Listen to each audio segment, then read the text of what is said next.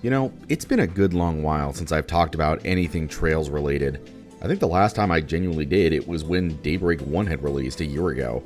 It's fascinating how I pick up this series on a whim, and now it's become one of my favorite series that I'm always looking forward to the next game for. 2025 is looking to be one of the strongest years the franchise has had yet. Not only are we getting a Ys vs. Trails game that was never translated and a remake of the first game, we also just got the reveal that Trails is getting another game in the Calvard saga this year, with Trails Through the Horizons. It is going to be a stacked year, but the other stuff is for later down the line. Today, I'm talking about the most recent release in the series, Trails Through Daybreak 2. The game that I admit I have been very curious about due to its fan reception. As it's been credited to having some of the highest highs in the series, it's also home to some of the franchise's lowest low points. For some, it's even considered as one of, if not the worst game in the entire series. And after playing it for myself, I wanted to make this review to answer a question. Is Daybreak 2 really that bad? Does it deserve its hatred? What are aspects of it does right? What are things it does wrong? Well, how about we end this intro and get into the video to find out. So, going into this infamously divisive sequel, I was genuinely prepared to find a multitude of things to complain about. And while there definitely were some issues, ooh boy, there were some issues, I still had a lot of things to praise the game for, with one of them easily being its graphics. I've mentioned before in the Daybreak 1 review how much I loved the increasing graphical quality that the new engine brought to the table, as it was easily the best the series has ever looked. And the sequel takes those graphics and improves upon them with much more of an emphasis on style. Several of the character models in this game look absolutely incredible, and several really pop off, especially in regards to the new outfits like Shizuna, Agnes, and especially Elaine.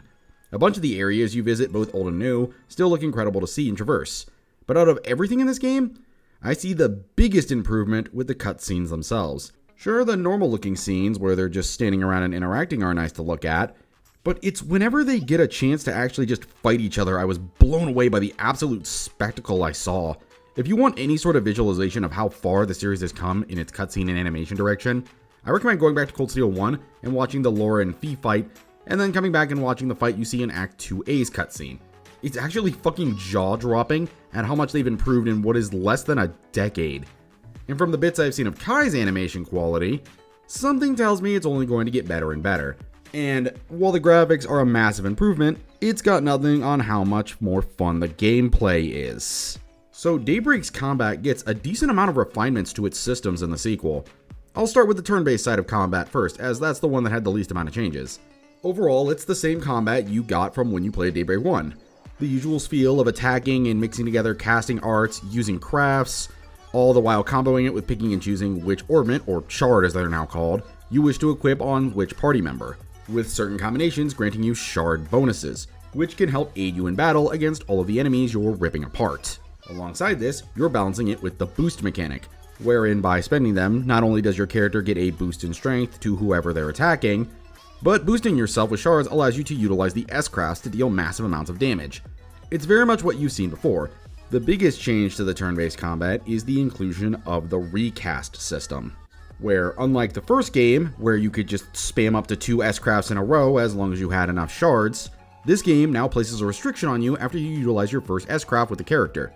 You can still use S-crafts, sure, but they have to be with other characters. You can't use the same S-craft twice in a row with the same character now. This was an addition to the formula that I was honestly a bit mixed on. On one hand, it really is nice that they're finally trying to address the fact of just how busted the abuse of S-crafts have gotten as the series has just continued onwards. And it also ties immensely well into another new mechanic, the enemy S-break system. So while one of the main mechanics of Trails has always been that you can activate an S-craft at any time during the timeline and immediately take the turn, well, enemies can now do that too. Yeah, at certain points in times, bosses can just activate their S-crafts and take a turn from you. Hell, if it's timed right, they can even take the boost you were going for if they so wished. This is a change that I honestly loved. The idea that you could just be comfortably wailing away on a boss, and out of complete and total nowhere, they pull out an S-craft that could kill your entire party, is such a fun little panic thing that adds so much more spice to battles.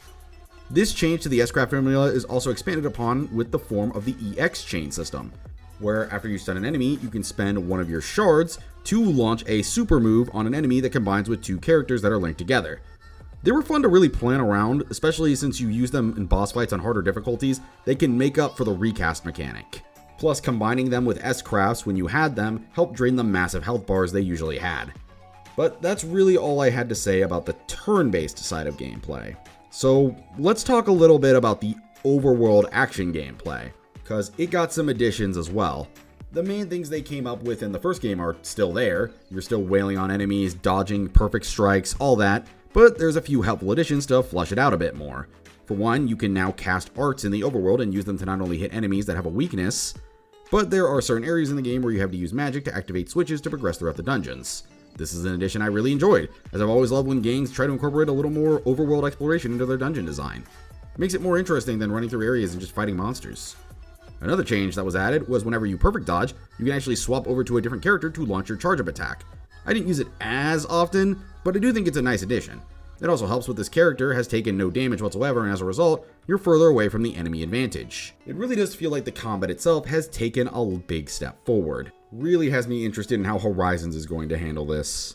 With that all chatted about, let's talk about all the cool side stuff you can do in this game. So one of the biggest complaints I had about Daybreak 1 was that a bunch of the mini-game stuff that you could do in the other games was just not there. I just assumed that Daybreak 2 was either going to be the same thing, or they'd just bring over fishing or something. But nah, they went above and beyond, man, and it's crazy. There's now a hacking minigame that you can play using Mare or Fio, that's like some old school dungeon crawler. A new card getting game that's been introduced that's so stupid and broken that it wrapped around to actually being immensely entertaining for me. There's a moment in the game where you can do a little quiz show to see how much you know about Calvard. But out of all the minigames, the absolute best one has to go to the fact that you can now play basketball. And while it is a pretty much straightforward game of hoops to see who gets the most points, the visual factor of characters like Van or Shizuna playing basketball is immensely entertaining and one of the most fun things the series has ever given me. And look, I'm not saying he's the best protagonist now, but in comparison to Reen, Van has never been ballin', unlike my glorious king here. Van glazing aside, that's really all I have to say in terms of gameplay. So how about we get into what I liked about the story and its characters. Now, like many of my Trails reviews before, I'm not going to go super deep into the story until later, because admittedly, I do have some aspects of the story I'm not super happy with, but for the most part, I'm going to try to be spoiler-free here. This game only came out about a month or so ago, and I don't really think people would be happy with me just spoiling everything for them right here and now. So with that said, let me break down a quick synopsis of this game, because I do kind of have to drop that to pad out the runtime. I mean, make sure everything gets told.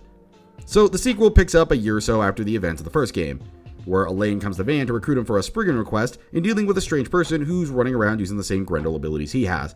And after their first excursion doesn't exactly go well... Fatality.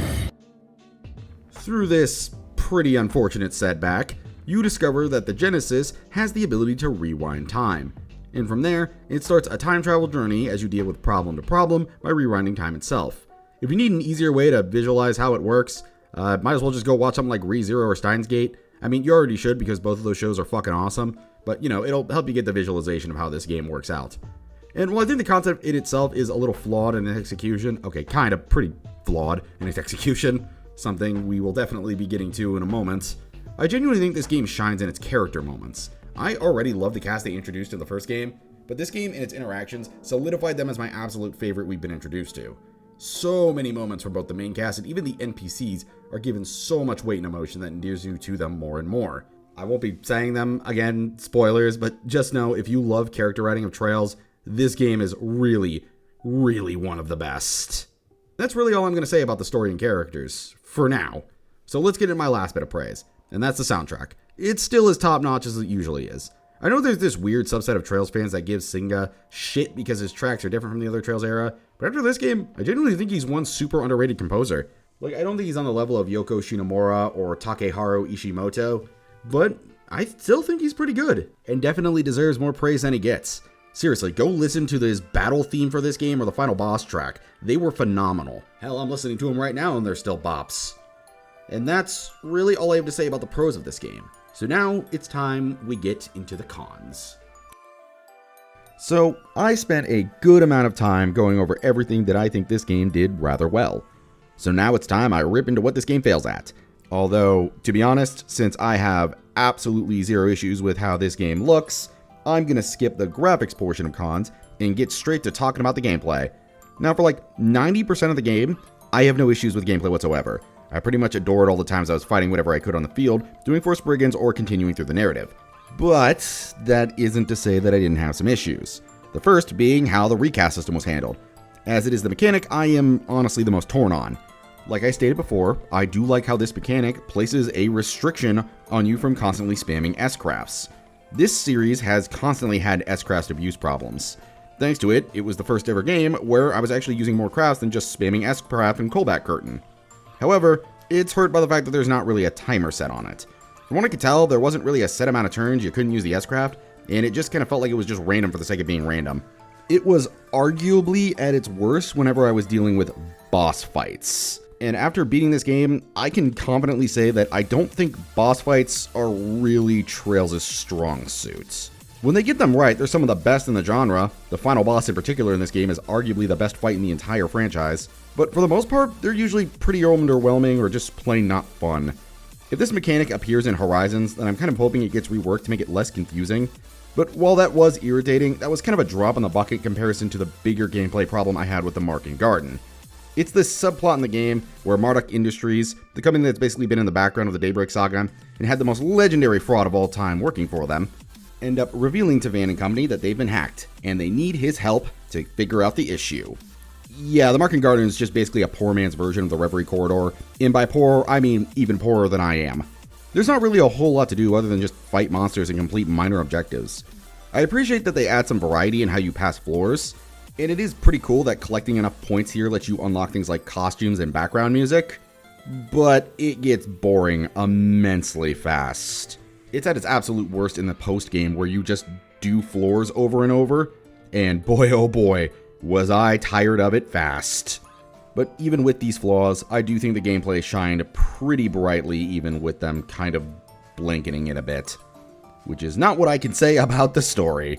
Now before I get into this part, I do need to admit that I'm going to be breaking the rules here of going over spoilers and, well, talk about spoilers for this as I can't really get into my issues without doing that. So if you don't want to be spoiled, I highly recommend skipping to here. Okay, we good? Alright, let's go. Now, one of the most infamous aspects about Daybreak 2 is actually how it's one of the very few Trail games that was rushed out the gate.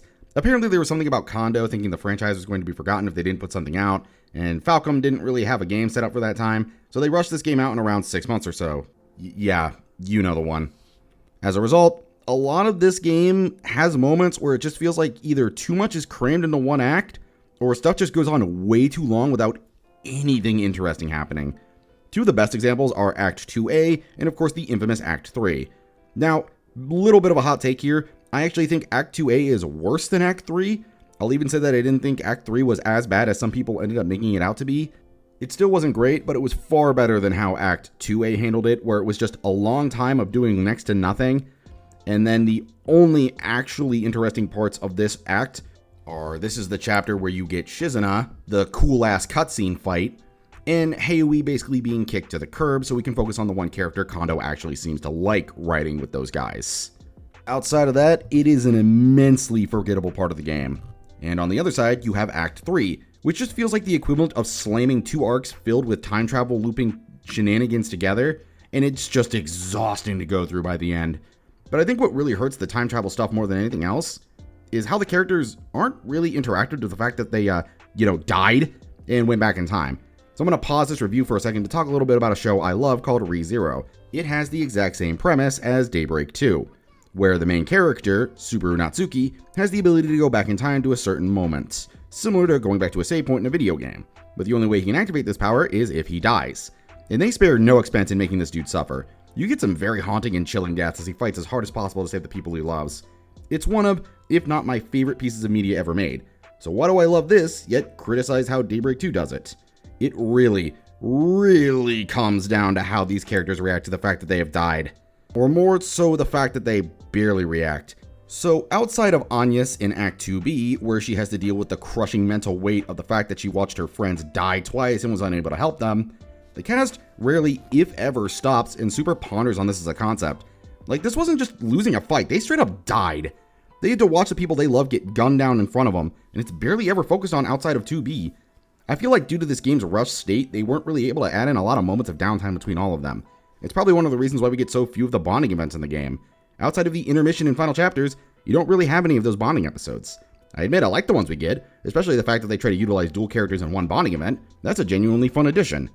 It's a shame we don't really get to see more of it, which is also something I have to say about my biggest complaint with the story, and that's the villains.